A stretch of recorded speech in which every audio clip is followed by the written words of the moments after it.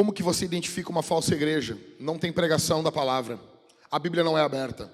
Os pregadores já nem carregam mais Bíblia. Os pregadores nem usam mais Bíblia. Não tem pregação mais. Tem palestra motivacional. Os nossos pastores se tornaram coaches motivacionais. E um coach é algo muito bom, mas não num púlpito. Os nossos pregadores, eles se tornaram mestres em chegar e apenas encorajar você naquilo que você já queria ser encorajado. Apenas isso. Você já queria seguir aquele caminho. Você precisava apenas de um ministro olhando para você e dizendo: vá, faça isso. Então, em primeiro lugar, falsas igrejas não possuem a pregação do evangelho. Em segundo lugar, não possuem os sacramentos. Ceia e batismo são desprezados. Há um desprezo, há algo pervertendo o significado da ceia e do batismo. Há uma perversão disso. Em terceiro, falsas igrejas não possuem disciplina. Não possui.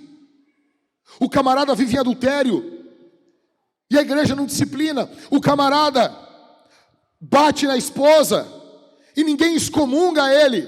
Ninguém expulsa o espancador de dentro de casa e chama a polícia. Não, porque nós dependemos desse cara. Falsas igrejas, falsos ministros, falsos infernos, falsa conversão, falsa cruz, falso Cristo. O falso cristianismo, ele é marcado por uma tolerância a falsas religiões. Nós temos que ter o diálogo. Deus é um, mas os caminhos são vários. Aonde você encontra isso? A Bíblia diz que Jesus é o caminho. Jesus é a verdade. E Jesus é a vida. Todo o resto não é o caminho. Todo o resto é perdição. Se Jesus é a verdade, todo o resto é mentira. Se Jesus é a vida, todo o resto é morte. Cristo, Cristo, Cristo, Cristo. O que o mundo precisa é de Jesus, e não com uma igreja tolerante.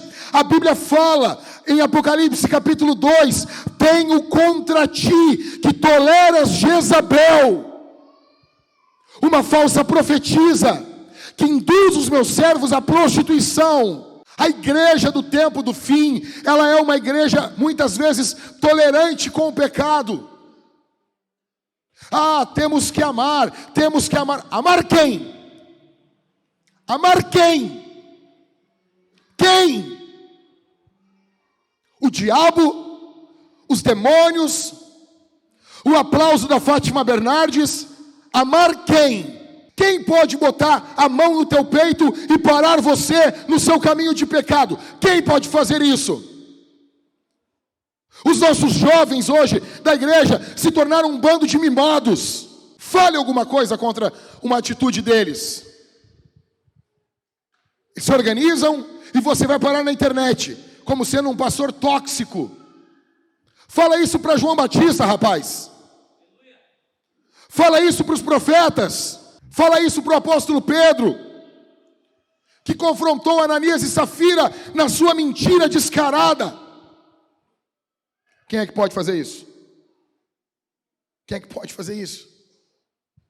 Eu sei muito bem que essa não é uma pregação politicamente correta num primeiro culto, onde nós recebemos visitantes, mas nós preferimos obedecer o Espírito Santo do que obedecer às expectativas dos homens. Nós estamos aqui não por causa dos homens, nós estamos aqui porque o Espírito Santo nos trouxe aqui. Foi o Espírito Santo que fez isso. Nós não dependemos dos homens, nós dependemos do Espírito Santo. Nós dependemos do poder do Espírito. Nós não dependemos dos recursos dos homens, nós dependemos do recurso do céu.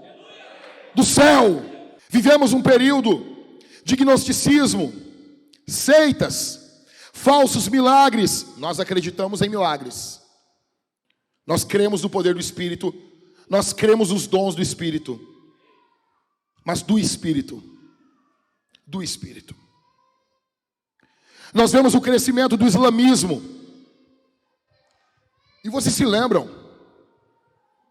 Há quase 2 meses atrás, o caos que virou a nossa igreja. De tantos ataques de pessoas de fora da igreja. dizendo que nós estávamos sendo intolerantes, que eu era um tremendo do intolerante. E essas pessoas me chamavam de intolerante e em seguida no texto diziam: nós vamos estuprar tuas filhas, nós vamos matar tua esposa, nós vamos arrancar a tua cabeça na frente de toda a igreja. São demônios que estão agindo por trás de tudo isso. Nós vemos o crescimento do islamismo, nós vemos o crescimento do espiritismo, cultos afro, liberalismo teológico. Escute isso aqui, cara. Há um crescimento de falsos ministros que não creem na Bíblia. Você duvida? Você duvida porque você é ingênuo. Existe um crescimento de falsos ministros que não acreditam na palavra. Que acreditam que não, veja, não era bem assim, cara. E tentam casar a palavra com as ciências da moda. Não, Deus não fez o mundo em 7 dias. Não. Tadinho, Michael. Ele acredita aí que Deus fez o mundo em 7 dias. Não, veja, ali não era dias, ali é eras. A palavra ali, ela também aplica a eras. Tá, mas e na hora dos 10 mandamentos? Como é que fica? Não, Adão não é um homem histórico. Adão está se referindo a uma raça, a homens no geral. É fruto de uma evolução. Que desgraça de evolução que cada vez piora, né? Não, Adão, veja, Adão ele tá, e a genealogia, como é que fica? Quando a genealogia vem de Adão, quando que a genealogia eu não posso levar a sério ela? Que estranho.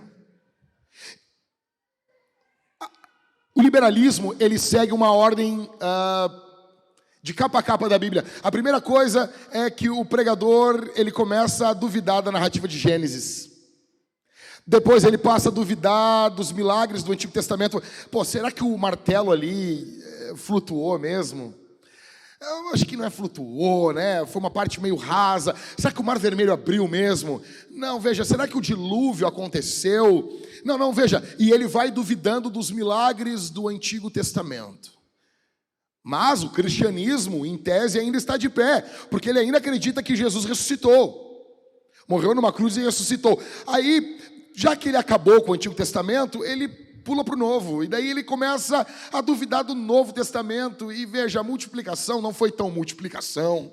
Foi que cada um trouxe um pãozinho ali, e houve uma comoção, todo mundo cantando We Are The World, do Michael Jackson, Salve a África, todos estão felizes, de mãos dadas, cantando uma linda canção, e cada um trouxe o seu pão, abriu sua lancheira, abriu quem é antigo se lembra, pegou a sua bolachinha, a Maribel, ali, e aqui eu acusei a minha idade. E foi tudo muito lindo.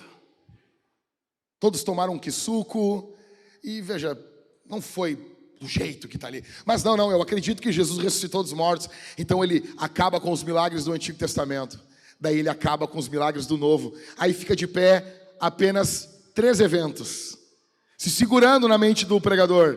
Quais são os 3 eventos? A morte de Jesus na cruz, a ressurreição dos mortos e a volta de Jesus. E ele está quase caindo da fé. Aí, ele passa a duvidar da volta de Jesus. Afinal de contas, são 2000 anos. Passou muito tempo. Não. E ele esquece de 2 Pedro, quando o apóstolo Pedro diz que os últimos dias seriam marcados por pessoas que diriam: mas faz tanto tempo da sua vinda. Ele não vem mais. E eles já não acreditam que Jesus vai voltar fisicamente, corporalmente ao mundo. Ele acredita que a volta de Jesus é uma volta poimênica, querigmática. O que é isso? A volta de Jesus ocorre quando o pregador prega. Então Cristo se faz presente. Então ele não vai voltar mais.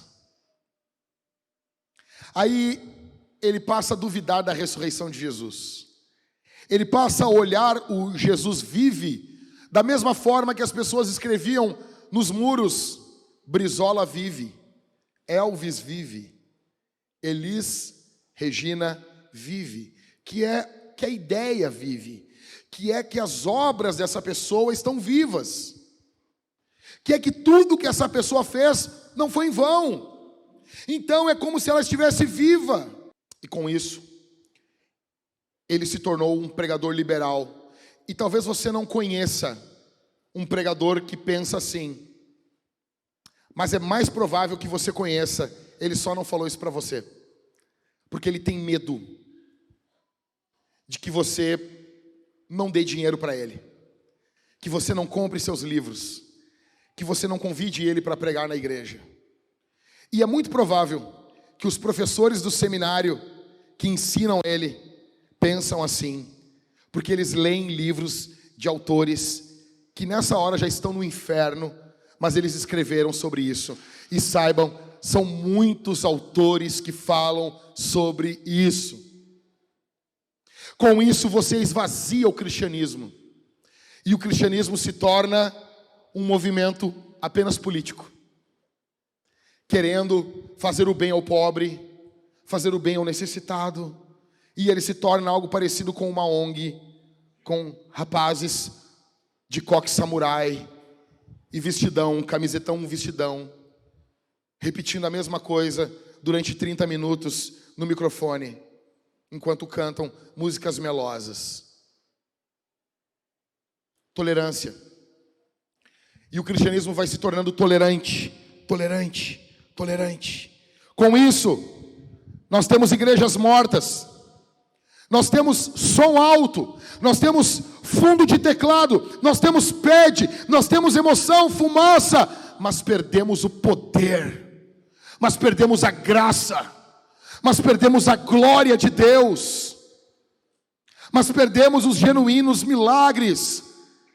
Como certa feita, quando Francisco, ou o chamado São Francisco, ele chegou em Roma para falar com o Papa. Então o Papa olhou para ele e disse: Francisco, olha o mundo, olha aqui, olha o Vaticano, não podemos mais dizer como Pedro, não tenho ouro e não tenho prata. Então São Francisco olhou para ele e disse: mas não podemos mais dizer ao coxo, levanta e anda.